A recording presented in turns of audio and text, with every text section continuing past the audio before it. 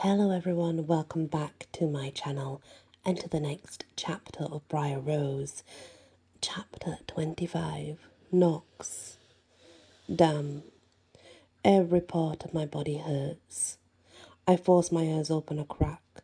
What I see is almost more painful. Bry stands before me in some kind of military jacket. Her body is covered in scratches. A long knife is gripped in a fist. And hundreds of denarii are racing right for us. But that doesn't make any sense. The only way the denarii in the hotel could be released is if Jules or Bry were dead. And I'm certainly breathing, which means Bryar Rose must have taken down Jules. I passed out after the dick jammed a knife in my ribs. Strong mate, strong cubs. Leave it to my inner wolf to focus on cubs at this moment. I tried to get back on all fours, but with two back legs broken, even trying to set some weight on them kills me. I grit my teeth. There must be enough shifter healing left in me, so I can die on my feet by my mate. I groan and push up onto my front paws. After that, I freeze. A strange shadow just passed through the shadows from the rising moon. I smile. I've only seen shadows like that once before. It's the dragon. Colonel Mallory is here. A cool sense of relief moves through me. We've got some serious help in this fight.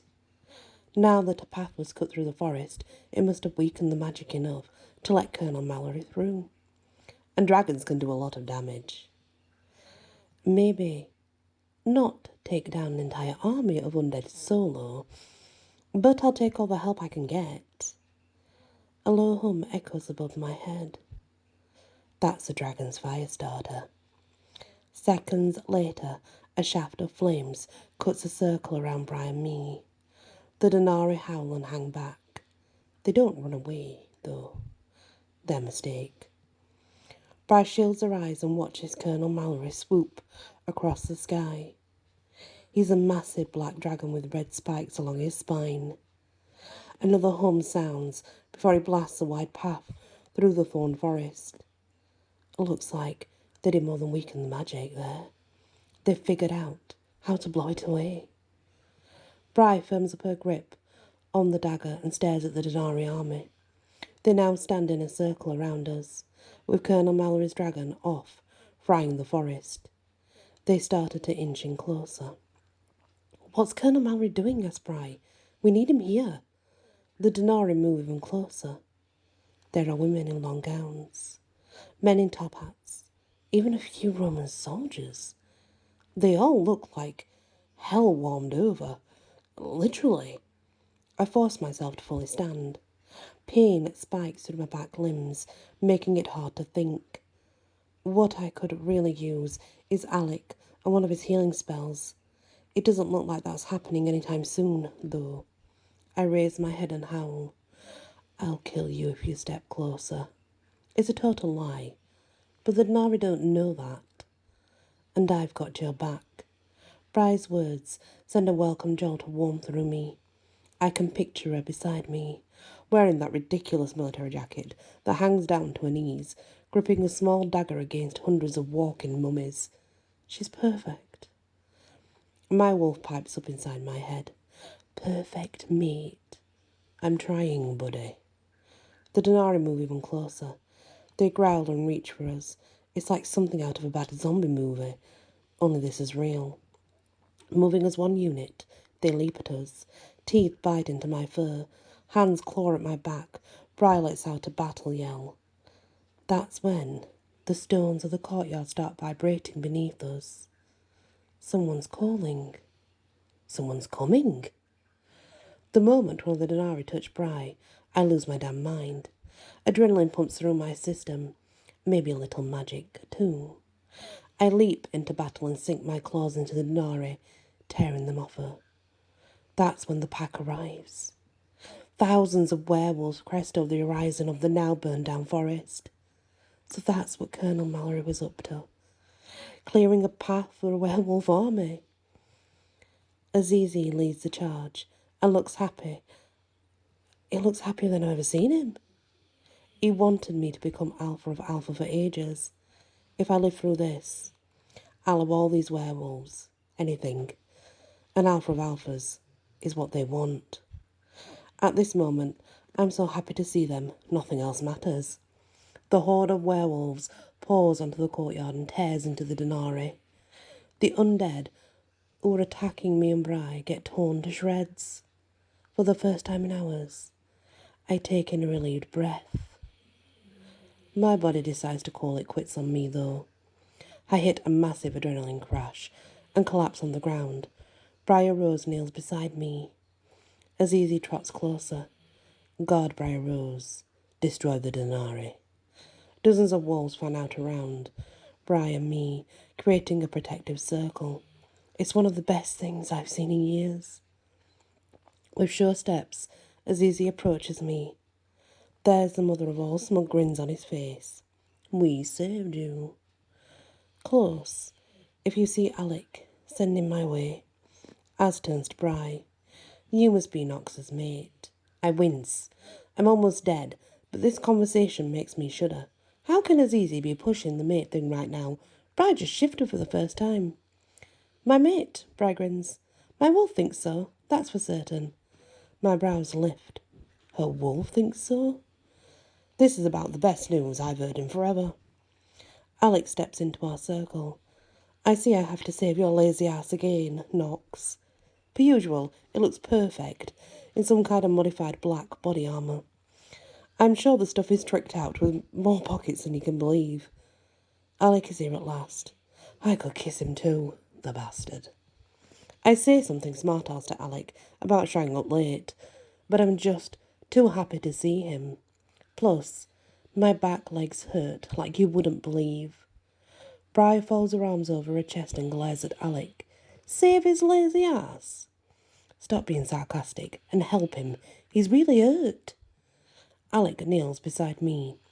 Sure enough, he zips open the top of his black body armour and checks the hidden pockets. He takes way too long fishing around for my taste. Alec eyes my wounds. You look like you're healing up just fine. Bryar Rose leans over me. You are getting better. You weren't before. Alec gives me a sly look. Got any good news lately? Zip it and heal me. My back legs are broken. Alec knows damn well that mated pairs get a boost in all kinds of power, including healing. He's just been a dick. Fix me fast before you have to re-break my legs again. Fine, baby. Alec kneels before me and raises his fist. Red light shines inside his palm. A chill surrounds me as magic sets in.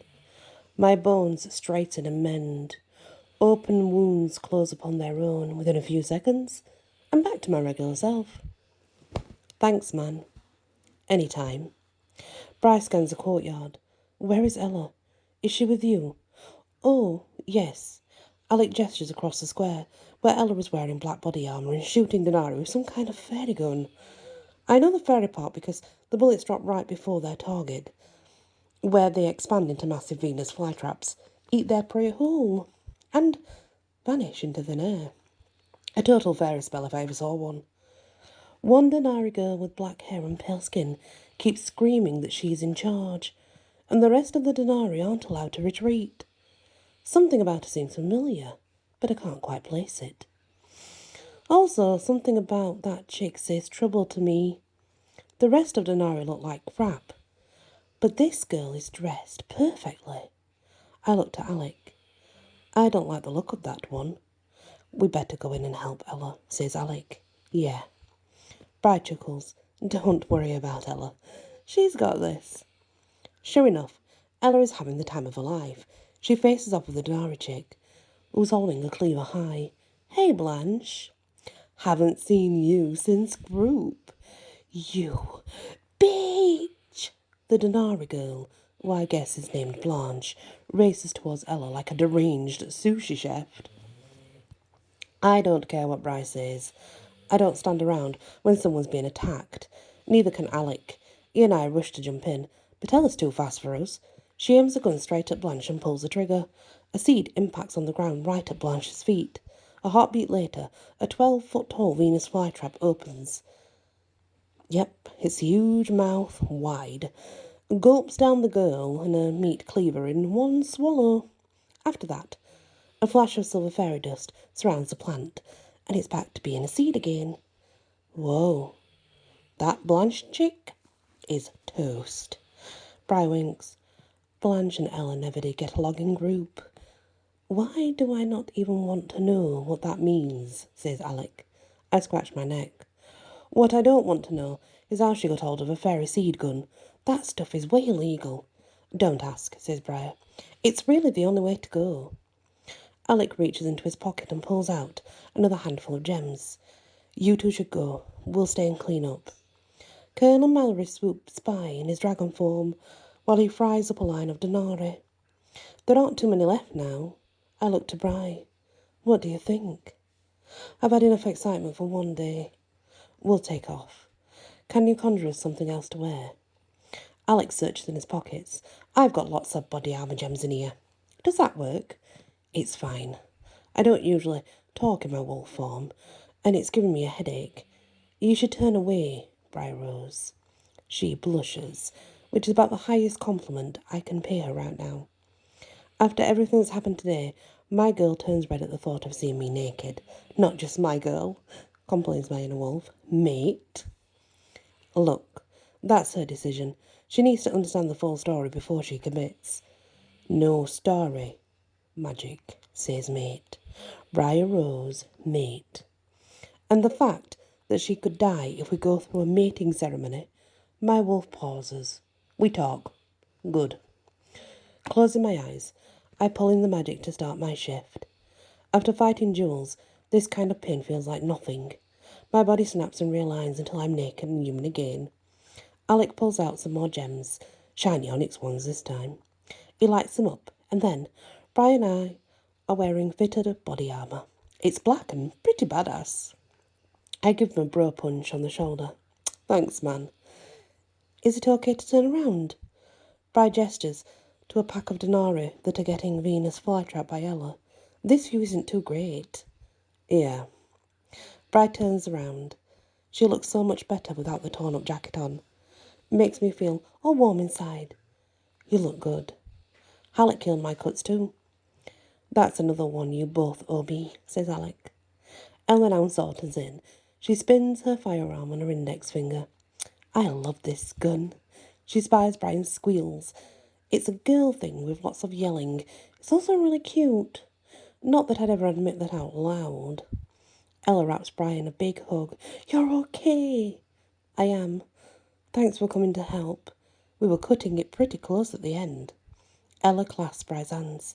So, I have some good news and bad news. What do you want first? Bad news. Ella taps her chin. Nah, I'll start with good news. I give Alec a sly look. Is this girl made for him or what? Bry narrows her eyes. Okay, shoot. Colonel Mallory just barbecued the last of the denarii. Cool.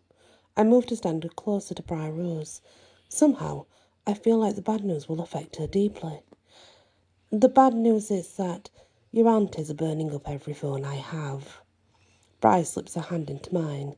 Considering the day we've lived through, that's not too bad. Ella winces. They're threatening to use magic to locate you and transport to wherever you are. Bry groans. Okay, that's bad. I've been trying to stall them, but they won't believe anything I say. Ella's eyes widen with sympathy. And you know what's tonight, right? Bry groans again, only louder. Oh, my birthday party with Queen Nixa. A jolt of shock moves through me. I may be a werewolf, but even I've heard stories about Queen Nixa. She's a psycho. Bry rubs her neck. All fairies are a little crazy. I give her hand a gentle squeeze. This one's off the charts.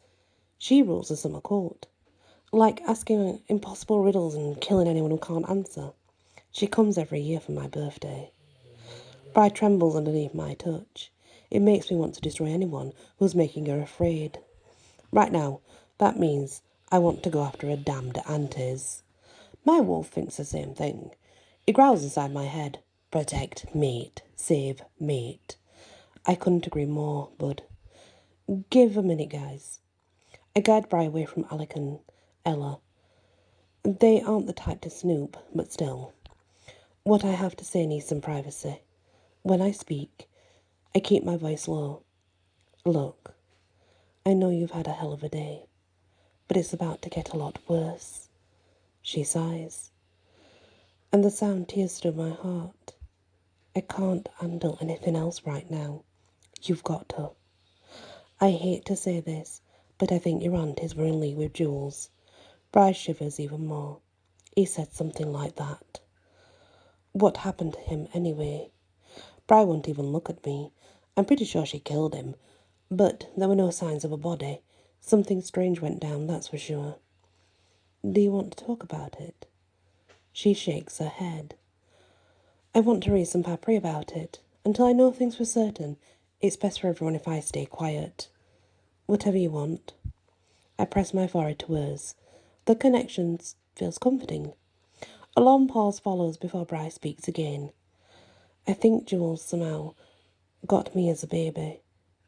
Before he could kill me, Colonel Mallory gave me this curse. It protected me until my 18th birthday. So Jules gave me to my aunties to raise me until then. I nod. That would explain a lot. Yeah. Tonight isn't a birthday party. It's a wedding reception for me and Philpott. Jules. My eyes narrow. So if you walk into that penthouse without Jules, you could be walking into a fight. They wanted you to marry Jules. Who knows what they'll do when they find the truth out. Right. Bryar's brow dips into a V shape. I'm learning her faces, and this one means she's thinking things through. She's quiet for almost a full minute before she straightens her spine and speaks in a steady and confident voice. I've had it. I've had it with this damn Sleeping Beauty template. I want it all over with, forever. That means my aunties need to drop it, too. I grin. That's the spirit. She's even stopped shivering. That's a good sign. My wolf prances around in my soul. His voice is almost a croon. The guy's so happy. Strong mate. Good mate. Our mate. I hate to crush him, but we don't know that. Patience, buddy. The ceremony alone would kill her, and even if it didn't, Bryar probably deserves better than us. Bryar Rose, mate. My wolf says that last bit with a huffy done. I can sense him curling up into a corner to sulk. Much as I hate for my wolf to be bummed out, there's other stuff to focus on, like how Bryar Rose is going to end this situation with her aunties. Tell me what you need. I can help. The party doesn't officially start until midnight. Bryar Rose scans the horizon. It's a little past sunset. If I get over there early, I can confront my aunties without having to deal with the Fairy Queen at the same time. Good plan. I kiss a temple. When do we leave? All of a sudden, Bryar won't meet my gaze anymore. I think it's better if I go alone. That's not an option. I wind my arm around her waist and pull her against me. Damn, she feels good. I'm going with you. End of story. And if you sneak off, I'll find you. Bry half smiles. I thought you didn't want to be a stalker. I changed my mind. An alligator will help. I cup my hand by my mouth. Will you transport me where Bryar is going tonight? Even if it's dangerous, adds Bry. Alex shoots me a thumbs up. Absolutely. It's bro code. Ella steps up closer. I know it shouldn't have been eavesdropping, but I couldn't help it. It's a big risk for me to go with you to confront your aunties, especially with Queen Nixa there. All the colour drains from Ella's face. Whatever happened with her in the fairy world, it must have been pretty nasty. So if Nox doesn't go with you, then I'll stalk you too. Bry frowns, but I can tell she's not really angry. You guys aren't making it easy on me. I lean in and nuzzle her ear. It's necessary, but it sure feels good. Don't make me go alpha on you again. I can just order you to take me. She laughs. And I like that about her too. You can try, but I'm pretty sure I could alpha you one better. And the great thing is, I probably could. Sure, she needs a lot more practice with her animal side, but she'll get there. I inhale her scent and smile. When it comes to a mate, You want someone with the skills to make both of you better. Bry's perfect. Wait a second. Ella's mouth falls open. You're a werewolf. She pokes Bryar Rose in the shoulder. Why didn't you tell me? Bry sets her fists on her hips. Look who's talking. You're a fairy, and you didn't tell me. She rounds on me. And I don't want to talk about werewolf stuff right now. We need to confront my aunties. Her mouth quivers. About, everything. Now, I can't help but notice how she said we have to confront her aunties. Those three ladies have known for years that Bryar Rose is really a werewolf. They'd better answer their questions straight up, or I swear, I will go werewolf on their bony asses. I give Bry a gentle squeeze. I'm ready when you are. Okay then. I point to Alec. You got us covered. Alec reaches into yet another pocket. I suppose that means you want transport spells as well. Please, says Bryar. She shoots a quick look at Ella, who has her arms folded across her chest and is staring at the hotel like it's a job. If this were me and Alec, we'd just fight it out until we were too bloody to care anymore. The girls have their ways of doing stuff. I don't judge. Alec raises his fist. Red light glows inside his palm. Ready or not. Here you go. A column of red light surrounds us, and Bryar and I disappear. We're off for another battle. Only this one I'm actually looking forward to. And that is the next part of Bryar Rose. Thank you for listening, and many blessings. Hello everyone, welcome back to my channel and to Bryar Rose, chapter 26. After Alex starts the transport spell, my skin tingles with wizard magic. I've never travelled by magic before. On reflex, I step closer to Nox. He tightens his grip on my waist, pulling me against his side. His body is warm, firm, and comforting. I lean into his touch. It's been a crazy day. The next thing I know, Nox and I stand somewhere that is most definitely not my auntie's penthouse. I frown. Did something go wrong with Alex's spell? Nah. Nox's voice is deep and calm. Alec brought us to my place. He can only send us to spots that he's seen before, and he doesn't know your aunties. He could send us to Le Charme, and we'd appear right in the middle of his office or something. He's worked hard to hide that. He's a wizard. Nox rolls his eyes. You know how humans can get. I've seen it. Last month, I saw some fae get mobbed on the sidewalk for casting a minor spell. Everyone wanted to take a pic. Their autograph. It was creepy. Now that I know we weren't delivered to the wrong place, I scan Nox's apartment. It's somewhere between a man cave and a bunker. The place it's large and it's open with lots of exposed concrete and black leather. He's got a massive screen and couch set up for movies, a whole gaming station against one wall, along with a wall rack that's filled with all sorts of magical weapons. I gesture his wall of guns. Is that legal? Mostly. Alec knows people who know people, and most of the time I keep the weapons out of sight. Nox enters a code into the keypad by the door, and the gun display slides into the wall, only to get covered up by a huge painting of the Manhattan skyline. That's pretty slick. Wait until you see the guns. Most of those are specifically built to kill Denari. Kill Denari. In my mind, I once again see the image of Jules turned into ash. A shiver twists up my spine. Within the span of a heartbeat, Nox is standing at my side. What's wrong? You smell confused and frightened. I'm fine. Nox isn't buying it. He stares at the weapons for a moment and then looks back to me. How did Jules die? I can't tell you that. Not now, anyway. I swallow. I thought you were dead, Nox. I can't do anything to put you at risk again until I know what's going on, what's really going on. That's all details will do. Put you at risk. Nox pulls me into a warm hug. I'm a big, bad wolf, you know. I'm not afraid of a little risk. I nuzzle into his chest. I know, but you can tell me when you're ready, yeah? When I'm ready? I'm not sure I'll ever be ready. His ugg is awesome, but I stay in it. But if I stay in it, I'll do something crazy like tell him everything. So I step away and finish sizing up the apartment. There are no less than 3 different hallways lined with doors. For New York, this place is pretty massive. You live here all on your own? Yeah. Knox steps over to the window. We're in the Lasham building.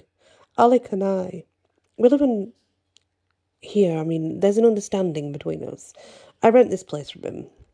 Knox makes little quotation marks with his fingers when he says rent. And then he can bring his lady friends over when he wants. Sometimes he'll have parties here too. The place has 5 bedrooms. Wow, Alec is a major player.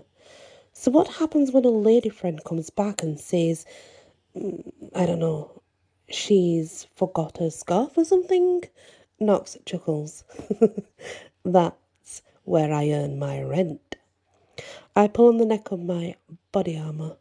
This stuff looks cool, but Cavalier isn't exactly comfy. You don't have anything I could change into, do you? This stuff is uncomfortable, and besides, the conversation will be tough enough without having body armour in it. People do leave stuff around after parties. I tell the cleaners to wash it up and leave it in the last bedroom on the night. It's this one down the hallway on the right. You might find something in there. Thanks. He hitches his thumb over his shoulder. My room is down this way. I'll change as well, and then we can grab a cab, okay? Perfect. I know we have until midnight, but sometimes Queen Nixa shows up early. The sooner we get there, the better. Cool. Knox grips the body armour at his waist. A prickle of awareness moves over my skin. Yet again, Knox is going to strip down naked near me. We've only kissed twice, but the nakedness has happened 3 times. Not that I'm keeping track of something. My face starts to heat. I definitely don't want him to see me blush again, so I speed my way to the last bedroom on the right. Like the rest of the place, it's decorated in bare concrete and black furniture. The closet is massive. I mean, it's massive. It's filled with clothes, and mostly girl stuff. A lot of it is ball gowns and cocktail dresses. Some are torn straight up the front. I slide past those hangers with extra speed. Alec is a nice guy and all, but there are some things about him I just don't want to know. My breath catches. Unless Knox has been at all these parties too. I push the thought aside. I've been doing that a lot lately, and I think I'm getting pretty good at it. I soon find some clean leggings and a long sweater. It's a little more casual than my aunties are used to, but it's certainly better than body armour. I run a brush through my hair and scheme my head off. The more I think about it, the more having Knox along is an awesome idea, especially if Queen Nixa is there. I know just how to bring them all to their knees. It's not very mature of me, but once I'm finished fixing my face, I rub my hands together and say, "Mwah, ha ha," at the mirror. And 'tis here I come. I step out of the room. Knox is already standing by the door. He's back in black leather pants and a dark t-shirt. With his black hair and ice blue eyes, he looks like a rock star. My heart does this strange fluttery thing in my chest. I try to ignore that too, but it's not easy. Knox looks up as I approach. You look great. I've got a cab waiting downstairs. I think I know how to confront my aunties. I'm game. So I share my plan. My pulse speeds up as I explain things, most because the plan involves Knox waiting outside my auntie's door. And I know he's a protective type, but he's totally down with the scheme and even calls me a genius. One of these days, I'll stop blushing my face off when he compliments me. Knox takes my hand as we leave the Lasham building. He keeps holding it in the cab. When we get out at my auntie's building, he's still holding it. He even holds my hand while we take the elevator to my auntie's penthouse. A dozen questions run through my mind at once. Does this mean that we're still mated? I know next to nothing about werewolf culture. Being mated is a big deal, but I'm sure you can hold someone to a proclamation made while they're about to be killed by a psychopath. Undead, mummy, zombie. My chest tightens. Suddenly, it's like I can't pull in enough breath. I gesture to the door. That's it. Knox cups my face with his hands. You're nervous. I nod quickly. Yes, yes, yes. About your aunties or me. There's no point lying to a werewolf. Both. Bry, you've got nothing to worry about when it comes to us, yeah? I start babbling again, and I'm totally powerless to stop it. But there were all those dresses in your apartment, and lots of them were torn. You must have gone to some of those parties. I realise I'm speaking so fast, all my words tumble together. Still, I can't stop myself, though. Just because you said you were my mate in the battle doesn't mean you have to stick to it. And sure, you were my first kiss, but that doesn't mean— Whoa, stop right there. Believe me, you've nothing to worry about when it comes to us. He leans in and gently brushes his lips across mine. We'll talk more later. Yeah? Yeah. Nock takes in a deep breath. Now you smell more settled. You ready for this? As I'll ever be. Actually, I'm totally not ready for this conversation. I've spent a lot of my precious prep time worrying about how Jules got turned into charcoal and what's happening between Knox and me. Denial much. Now I have to face my aunties, and possibly the most powerful fairy queen of them all, and confront them about scheming with Jules. Oh, well, maybe it was best to avoid those thoughts until now. Just starting to contemplate the level of betrayal, I want to race back into the elevator and honestly never see them again. Best to get this over with. I straighten my shoulders and push the intercom buzzer.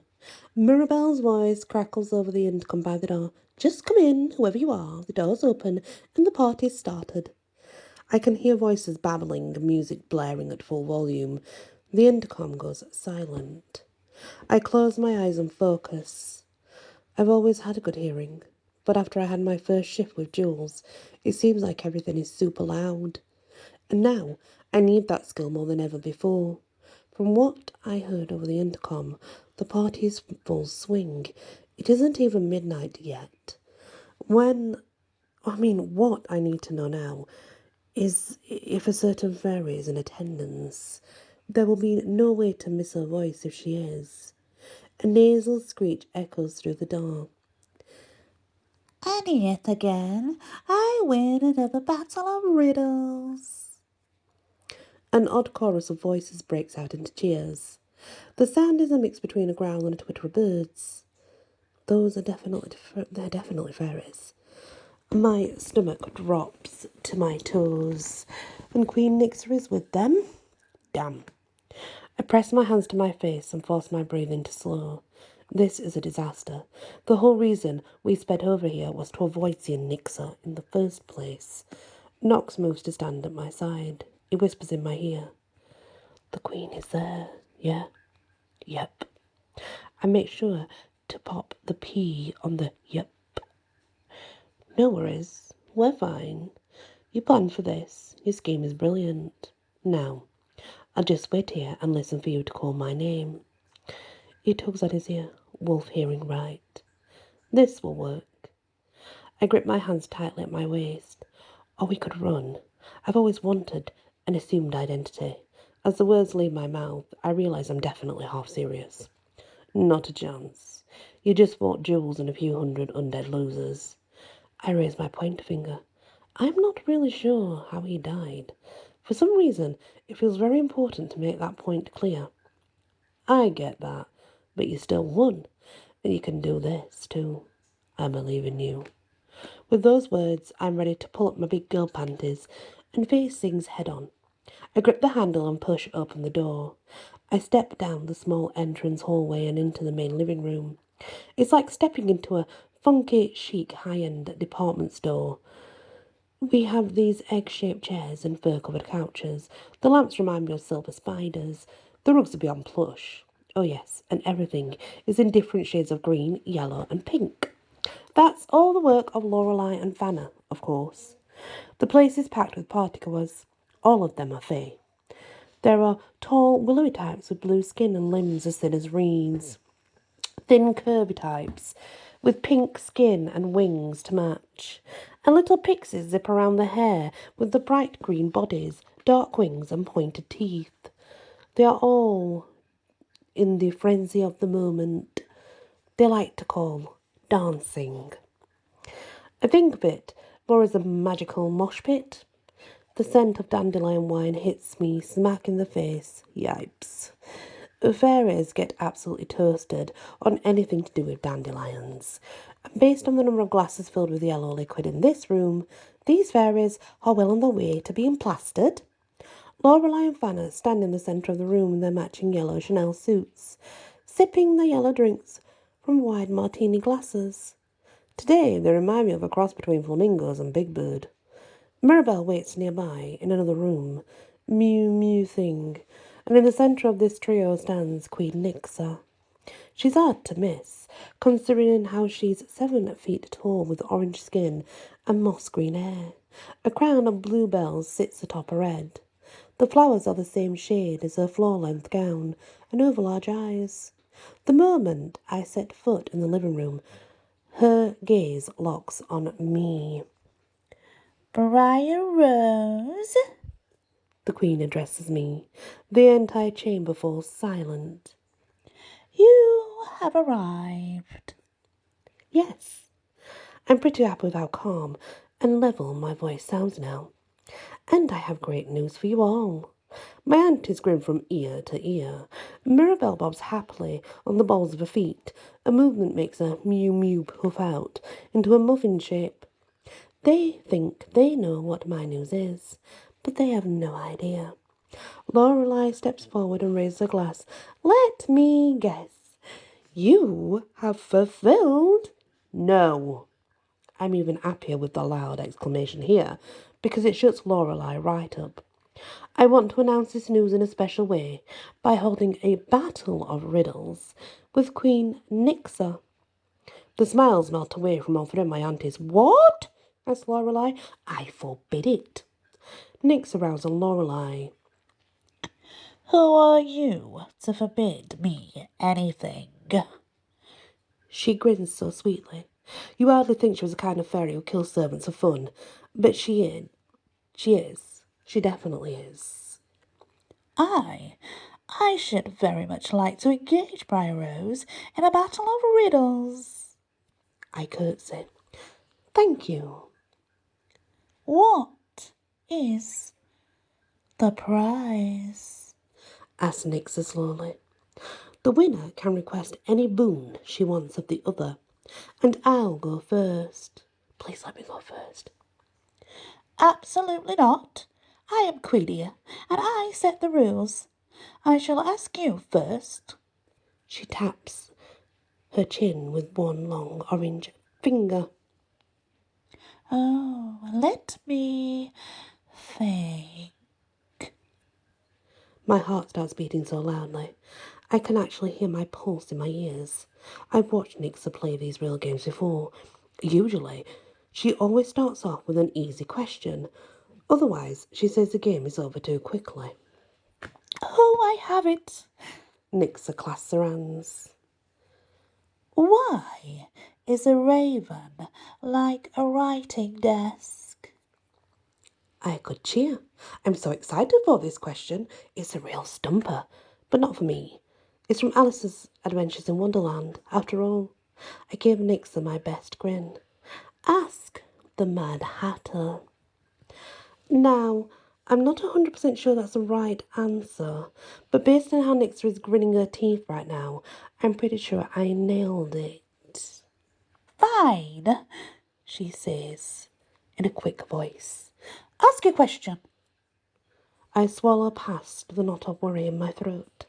Nixa is a massively powerful fairy, and this is a huge gamble. She won't like losing. Who has my heart? Nixa tips her head back and laughs.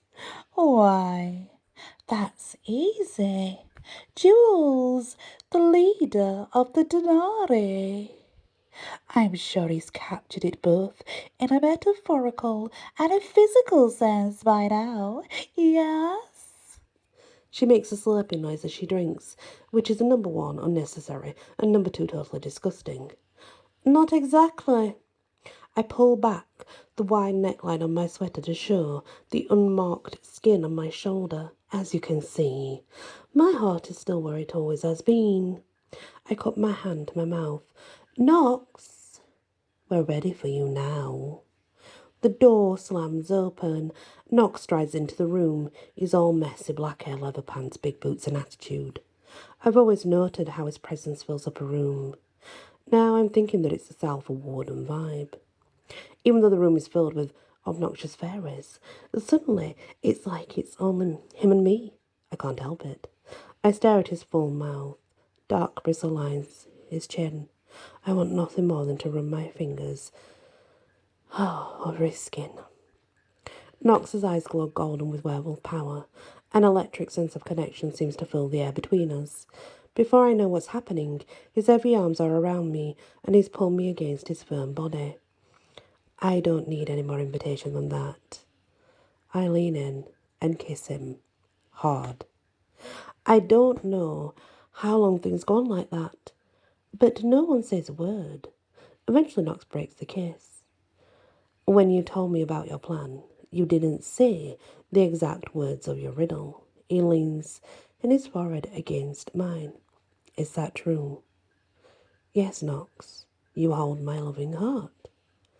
I can't stop smiling like a fool. I'm glad to hear it. You have mine too, yeah? Yeah. Nix's voice takes on a nasal shriek. Where is Jules? Where is Jules? It's this thing's 18th birthday. She points a finger right at me. Evidently I'm considered a thing in her vocabulary. She's supposed to marry Jules. What's going on? What's going on? I fold my arms over my chest. That's the precise question I'm going to ask my aunties. Jules is dead. I will never marry him. What? Asked my aunties in unison.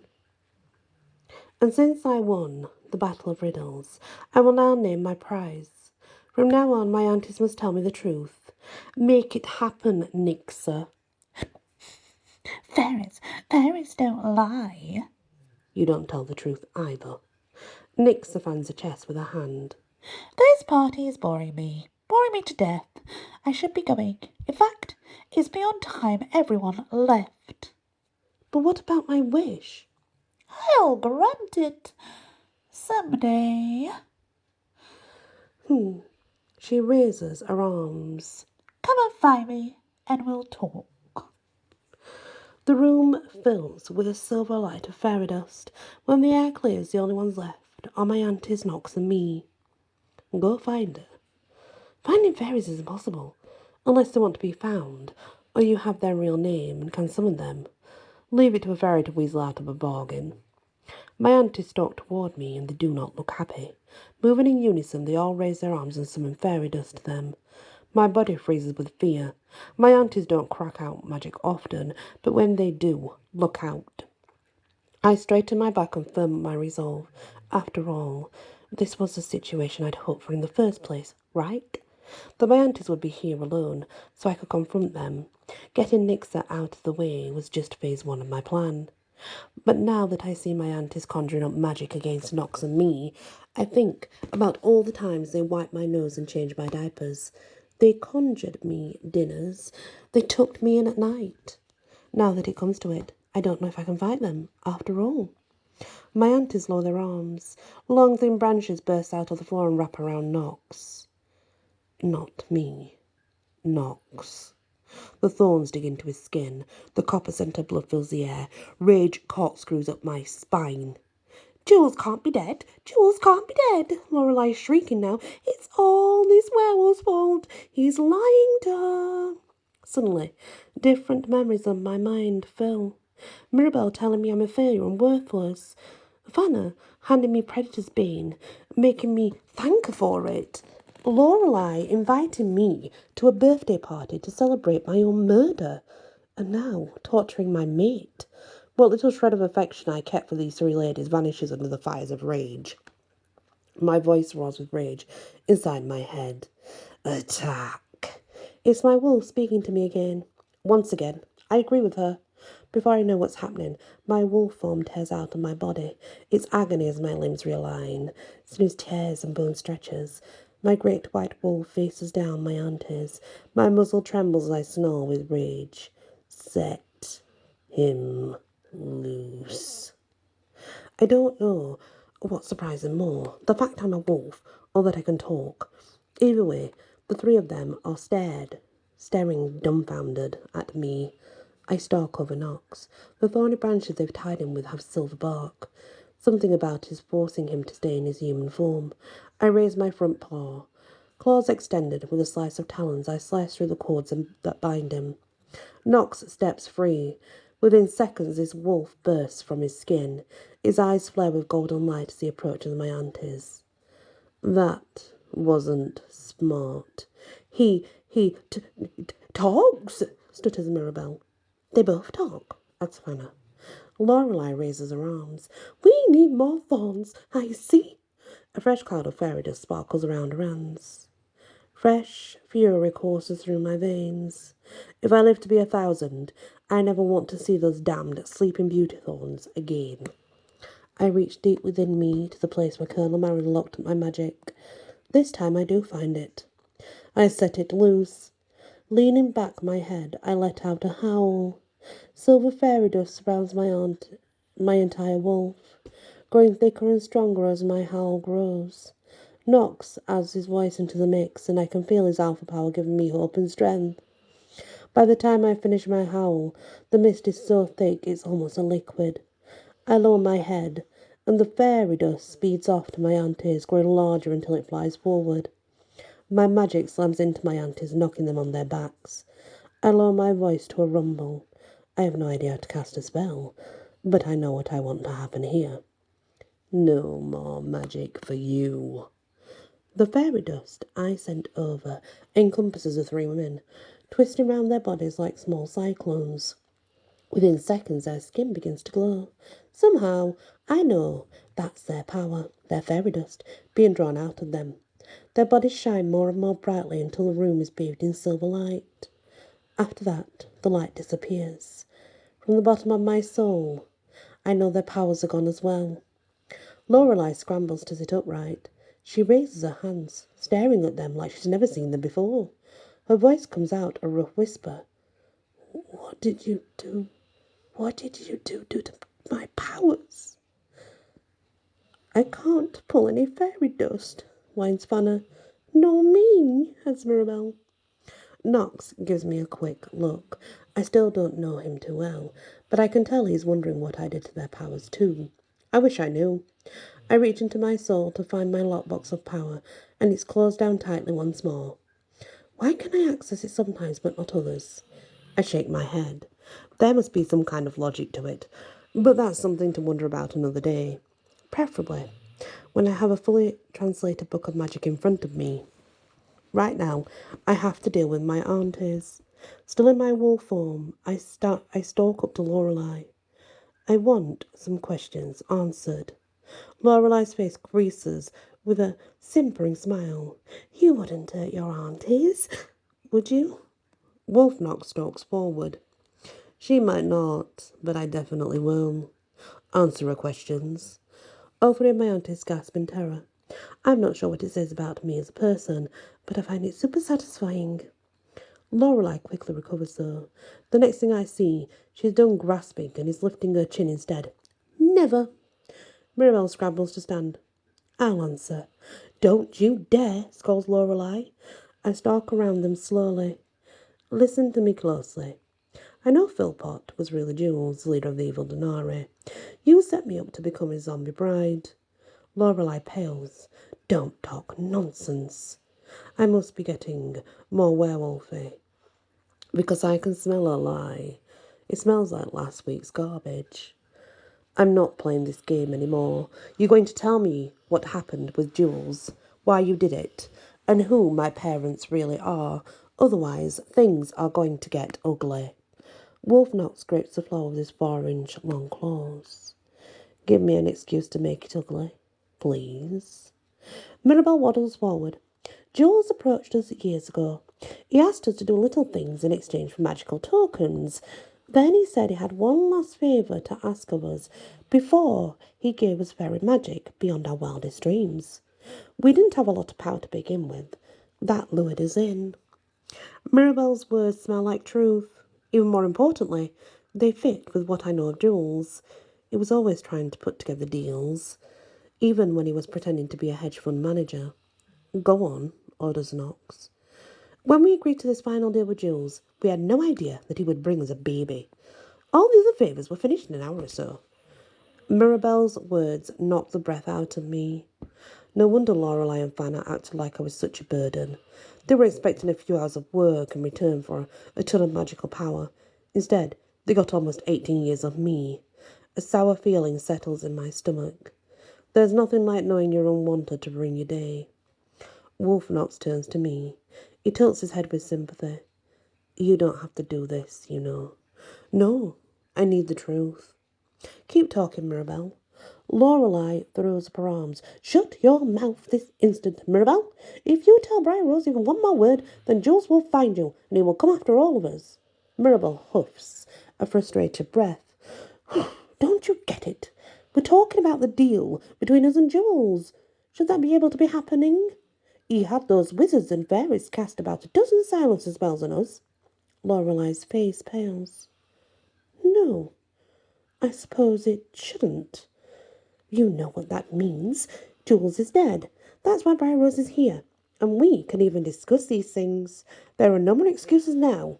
And she shifted into a werewolf form. There's no point pretending. Mirabelle turns to me. What else do you want to know? I feel like a kid set loose in a candy store. All my life, I wondered who my parents really were. In fact, I dreamed of identities for them, regular humans. There's no question what I want to know first. Who are my parents? You're off, werewolf, answers Mirabelle. That's all we know. Jules dropped you off with instructions to give you Predator's Bane. Although considering the spell you just cast, I guess your other half is fairy. Wolfnock steps closer. Half? Tension tightens up my neck. Is that a bad thing? No, it's just... Wolf Knox bobs his head. You're really powerful to be halfway. I could be alpha of all alphas if I wanted to, and my wolf chose you. Lorelei grins. Alpha of all alphas. And our Bryar Rose is your mate? Asks Fanna.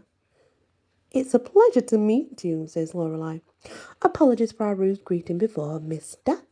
Knox. His name is Knox. I can't believe this. Now that Jules is dead, they're sucking up to the next most powerful person in the room, and that's never going to be me, at least not in their eyes. I'll always be some weak foundling they were saddled with. I have one more question for you. Colonel Mallory, the magnificent, says he saved my wolf. What do you know about that? Colonel Mallory, seriously, Lorelei waves her hands. You're dating an alpha. But let's not put on airs. I doubt Colonel Mallory the Magnificent would have taken an interest in your existence. Enough, Lorelei. Mirabelle focuses on me. Jules once said something about Colonel Mallory slipping away from him before Jules could finish him. Before he could finish him as a meal of dragon power. More likely. I think I know what happened. Knox's wolf voice is low and soothing. If Colonel Mallory was held in the same place where Jules was keeping you as a baby, maybe he ran across you there. Jules is tough prisons, but I bet Colonel Mallory could break free. He might have cast a slumber beast spell on you there. Knox tilts his head and gives me a meaningful look. I know what he's thinking. And maybe cast another spell as well. There's no question what spell that would be either. The lockbox in my soul. I chuff out a breath. I really want to talk to Colonel Mallory. Good luck, says Mirabelle. Shows when he shows. Lorelei rams on Knox. Our Bryar Rose really knows the great Colonel Mallory the Magnificent. I'm right here, Lorelei, and I already said I know Colonel Mallory. I make a point to turn toward Mirabelle. Thank you for answering my questions. I look to Knox. Now all the excitement is over. I feel like a balloon that's been deflated. All I want to do is go home. Look, the computer in my bedroom has IP telephony. If I call Alec, do you think he would? He would. And while you do that, I'll wait here and keep an eye on your aunties. Thanks. I pad off in my wolf form into my room, transform back to human, get dressed and call Ella. It's the same thing as contacting Alec anyway. In short order, Alec cast some spells, so Nox is dressed and we're both back in the apartment. His apartment.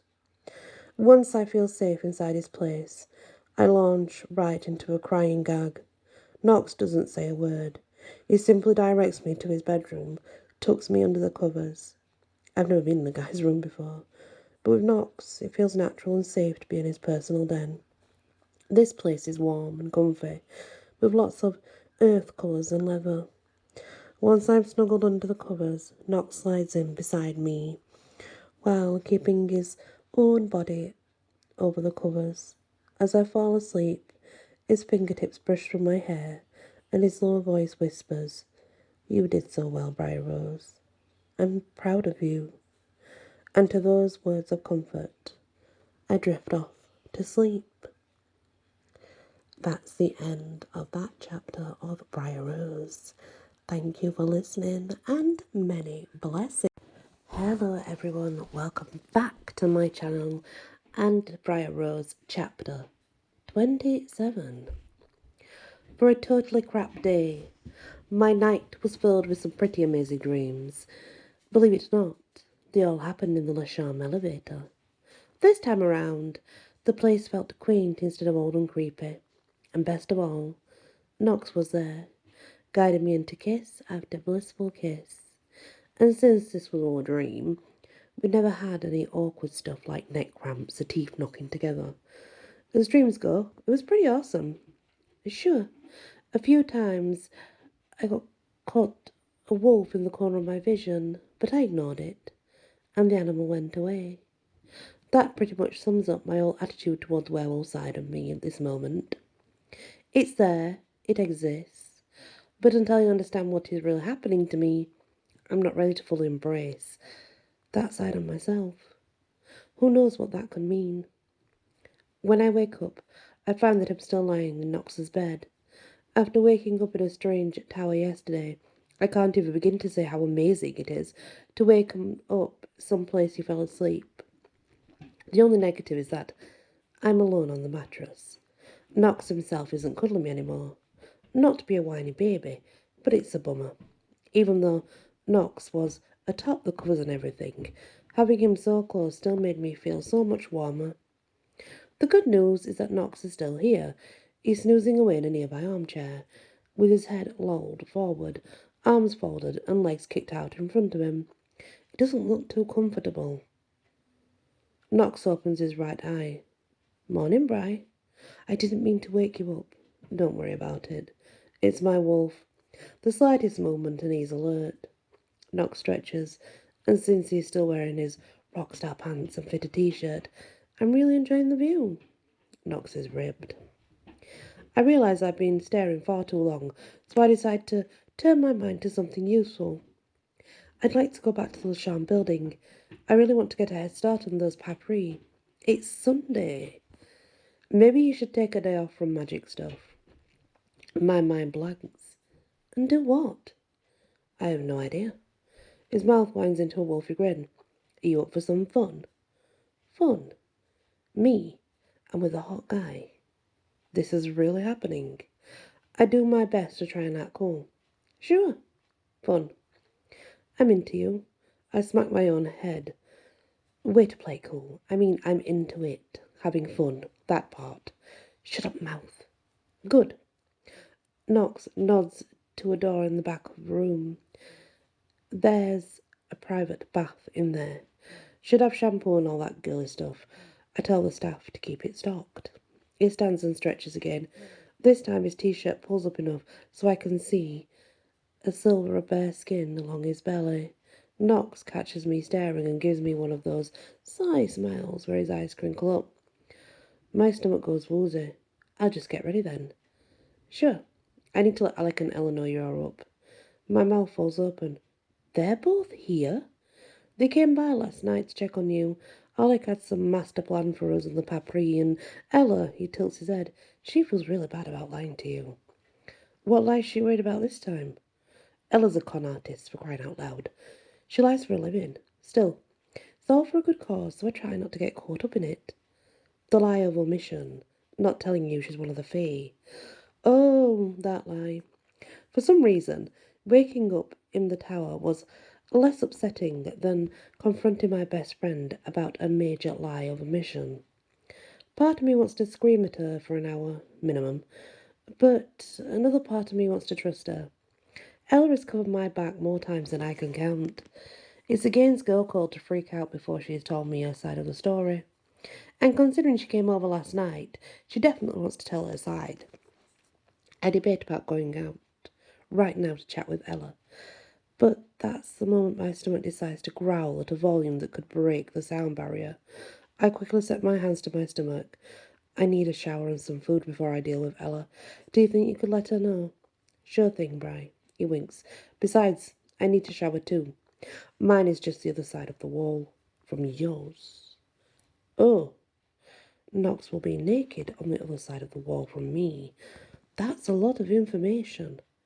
Not that I'm complaining. See you in the kitchen. He saunters out of the room, and it's like the energy level plummets or something. That must be his alpha wolf energy. Sure is magnetic, but I need to stay clear of it. I have some big decisions to make, like where I'm going to live and how I'll earn money for stuff like food. I can't let my maid attraction to Nox distract my focus. Whatever happens next, I will never let my werewolf side dictate my life. It's just a condition, that's all. In fact, the more I think about it, the more I think that my normal life as a regular human could be closer now than ever before. About an hour later, we're all hanging in the kitchen, Ella, Alec, Knox, and me. Like the rest of Knox's place, the kitchen has bare cement walls, black furniture, and wood floors. We're all dressed in jeans and sweats, except for Alec, who always wears his ever-present sport coat packed with jewels. Ella sits across from me at a black granite high-top table. Her shoulders are slumped, and she won't even look at me. Ella? Hmm? I lower my voice a little. Ella? What? She still won't look at me, though. I turn to Knox. Can you guys give us a second? Knox gives me one of those chin nods that only hot guys can get away with. Alec looks ready to burst with excitement. He beams his most winning surfer boy smile. Are you sure? I have some amazing news. Come on, Captain Excitement. Knox gives him a playful punch on the shoulder. I'll show you my new gaming console. Alec heaves out a dramatic sigh. Ah, if we must, we must. Once they finally leave the kitchen, I take the bar stool next to Ella. Can we talk now? I feel terrible. Ella, give me your eyes. At last, Ella looks up. Her huge blue eyes are watery. I didn't tell you I was a fairy. That's the same as lying. I'm sorry. I raise my hand, palm forward. Did you have a good reason to keep the truth from me? Ella nods. And did that reason have something to do with your stepfamily? Yes. There's more to it, isn't there? You have to keep other things from me because of them. Her voice cracks. I'm so sorry. Stop torturing yourself. I understand. You do? How many times have you had my back when things were crap? I trust you enough to know that you'll tell me when you can. I don't believe this. So you're not mad? Well, I'm not thrilled about the situation, but that's not your fault. Come on, you just faced down a zombie army for me, and yet you're moping around some dude's kitchen because your crazy stepfamily's making your life hell. We got this, girlfriend. I offer her a fist bump. Team? She bumps me back. Team. Leaning over, I give Ella a major hug. You know the kind. We're laughing a little bit, while rocking from side to side. Ella's the best. Alec marches into the kitchen. You ready for my news? Knox follows him. That's just rude, man. They were doing the girl thing in there.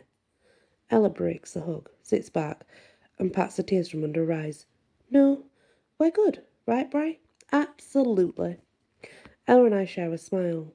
I really am super lucky to have a best friend like her. We're about to hug again when Alec steps between us. It should be a rude move, but Alec looks so excited it's hard to be upset with him. Hold on, says Alec. Wait until you hear what I've been up to this morning. Knox rubs his neck and yawns. Besides hanging in the kitchen and making a ton of calls. Alec rolls his eyes. It's my kitchen. technically. Elle turns to me. A bright smile is back, which is great to see. Alec has been on the phone for hours. She lowers her voice to a hush. He's working on some secret project. Alec leans his elbow against the counter in another classic menswear catalogue pose. My news is about Westlake Prep. His words send my pulse into high gear. It feels like a million years ago that I was sitting in a basement with Madame, dealing with her crazy and far-fetched hope that I could possibly, maybe get into that school. What about it? I ask. I got you in. I got you all in. Alec beams. Isn't it great? No one jumps for joy. Sure, it's awesome that I got into the school, but that still leaves a ton of questions out there, like how will I pay for school, where I'll live, both of which Alec promised to cover at one time or another, but I'm not sure it's a great idea to go from relying on my aunties to relying on Alec. Alec narrows his eyes. I can't help but notice the lack of excitement here. And he has a point. Ella looks freaked. Not looks wary, and me cautiously optimistic. Look, I appreciate what you're offering, but I just walked out on my aunties. I need to find a job before I can worry about anything else. And that's the beauty of the whole thing. I'm starting an Egyptian Studies Club. You'll be doing the same work you were doing on your internship, putting the papri back together. We still need to find the fountain and the source of all magic, and to get the job done, well, the same deal applies. You'll get a salary and an apartment. I've even got you a scholarship. How's that for amazing? I scrub my hands over my face. It's super generous, Alec. I just don't feel right taking you up on it. It's like I'm taking advantage of you or something. Alec rolls his eyes again. Please. The benefit is all mine. The magic orb I've been trying to translate those papri for thousands of years. You've made more progress than we ever have. You'd be doing me a favour. That's nice of you to say, but a job, a scholarship, a place to live, don't forget the salary. That makes it worse, Alec. Now I really feel like I'm taking advantage. Alec's face turns serious. Your help is worth even more than all that, right? You know I'm a warden, right? I guessed. And you know what that means. Out of all your people, you have the most powers over wizard magic. There's more to it than that, Alex sighs. Wardens, they're supposed to guard the fountain of magic, but it was lost thousands of years ago. Now we have no clue where it is. As long as that thing's hidden, we can't get married. Our spouses would die. I gasp. What about all those girls you date at parties? Nox told you about that, eh? Alec glares in Nox's direction. Casual hookups don't count. It's getting married that causes the trouble. You may not think I'm a serious person, but I do want a wife and a family someday. His gaze flickers to Ella. If you find that fountain, then all the wardens can have families and a future. That hasn't stopped for thousands of years. I don't have a shot unless you help me. So, will you help me? When Alec puts it that way, I feel like a total creep for turning him down. Sure, Alec. I'll help you. Alec's million-watt smile returns. I've got the best apartment picked out for you, too. He rubs his palms together and turns to Nox. So you're going. Ella frowns. Why wouldn't Nox want to go? A muscle twitches along Nox's neck. There are a lot of werewolves at Westlake. Some want me to lead them, others want to fight me for dominance. It's a total pain in my arse. That's why I've been taking online classes. Wait a second. I hold up my pointer finger. Madam said that West Luke was all humans. Alec chuckles. What Madam didn't know is a lot. Folks at Westlake act like regular humans, but they aren't regular at all. He focuses on Nox once more. What do you say? Nox fixes me with a look so intense I'm glad I'm sitting down, or I might get wobbly. If Bryar's there, then I'm in. My chest warms. He's going to Westlake Prep for me, even if it's actually a school full of crazy magicorum. Excellent. Bryar Nox are a go. Alec rounds an Ella. And how about you? Ella shakes her head. I have to avoid any kind of typical school. If my stepfamily found out where I was, it would be terrible. I'm really better off on the streets.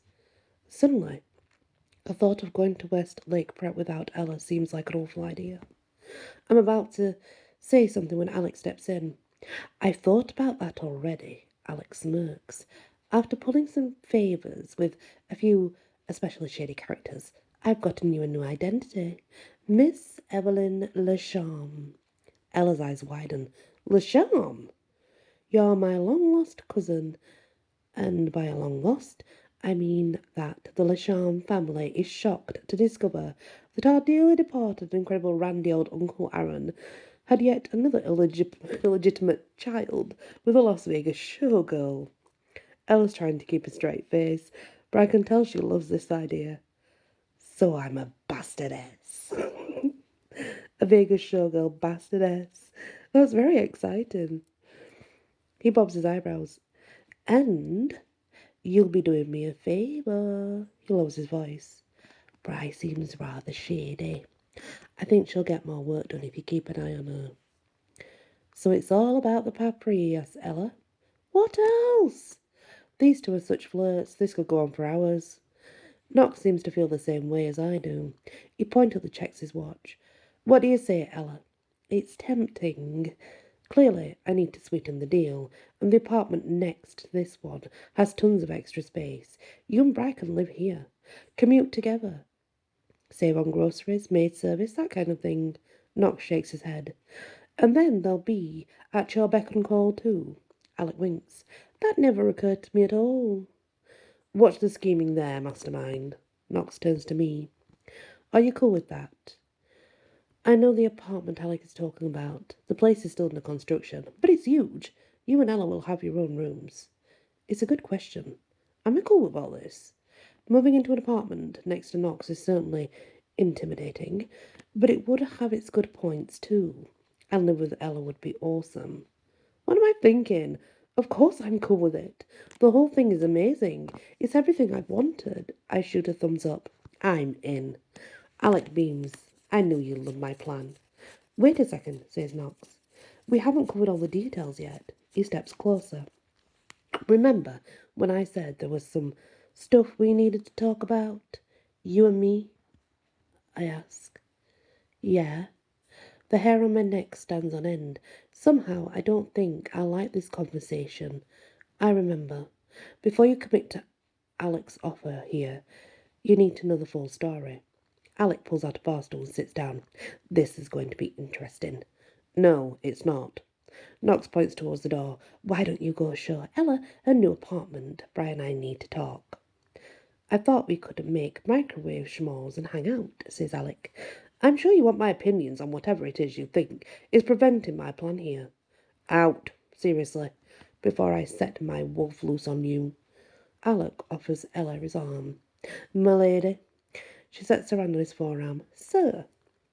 Their gaze lock as they walk away. In fact, I'm not sure how the two of them don't slam into a wall. They certainly aren't looking where they're going. Funny the things that stick in your mind when you're about to get bad news. At last, I hear the far-off snick of a door shutting. I try to keep my features level, but my voice comes out at least 2 octaves too high. What's going on? You remember how Alex said he's a warden? Sure. I'm a warden too. Yeah, I guess that. Remember? Well, what Alex said about a wife and kids, I want that too. Only, werewolves don't get married. We have mating ceremony. After that, we can have the cubs. He tilts his head and winces. My wolf really wants to have cubs. Sure, this is a problem for a long-term relationship.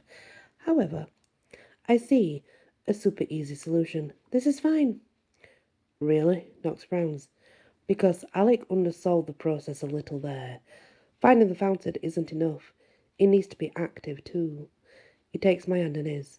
That said, I want you to know something. I trust you, Bry. I trust us. We'll figure it out, one way or another.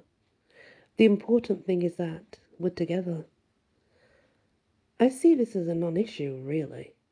Nox's features tighten up. Why? Because I don't have to embrace my wolf side. I can act like a regular human, and so can you. We don't need to worry about mating ceremonies and cubs. Like last night, I dreamed I saw my wolf like 5 different times. I just ignored her and she went away. You did, huh? Nox doesn't seem at all happy about my plan here, which doesn't make any sense. Maybe I just need to explain things more clearly. I'm not really all that magical. I'm a regular girl, mostly. We can just act like two regular humans, take every day as it comes. What do you think? The more I talk about it, the more I love the idea. Nox stares at me for a long time. His blue eyes turn super intense. I'd worry that he's about to go wolf on me, but his irises aren't gold. Finally, he speaks, and what he says almost makes me fall out of my chair. How did Jules die? I don't know. I don't remember. Which one is it? You don't know or you don't remember? Okay, I know I sound really sketchy. I'm just not ready to talk about it. But you're certain you don't have a lot of magic? Something inside me snaps. I press my palms to my eyes. Honestly, I don't know what I am, Nox. I don't know who my parents are. I have no clue what my real powers might be. The whole situation is a mess. I'm best off keeping everything to a human level. Come to think of it, the whole Westlake prep thing is a bad idea. I scrub my hands over my face. I don't want to be Magicorum. He steps closer. I'm Magicorum. And you've been amazing. It's just that the rest of it, my aunties, Jules, the battle, it's pretty much been a nightmare. Can't we pretend to be humans? Just for a little while? That's not how it works with werewolves. A lead weight settles onto my shoulders. I see. Being Magicorum isn't all horrible, you know. I get it. I really liked our time together. Sure, I'd love to hang with Nox as a werewolf, but the more I think about it, the more it seems like a bad idea. What if I open the lockbox again and blow away Lower Manhattan by mistake? That's not what I mean. Can I show you something? We'll have to ride my bike to go there. I worry my lower lip with my teeth. What are we going to do, exactly? Have some fun, that's all. Nox offers me his hand. What do you say? Nox looks so handsome and hopeful. There's only one answer I can give him. I set my palm to his. Yes. Once we're done having fun, we can get back to the conversation about living a normal human life. That's all I've ever wanted in the past. I'm sure it's all I ever want in future. Definitely. Maybe. Possibly. Oh, crap. I really have no idea. Being around Nox makes everything a little more confusing. And that's the next part of Bryar Rose. Thank you for listening, and many blessings.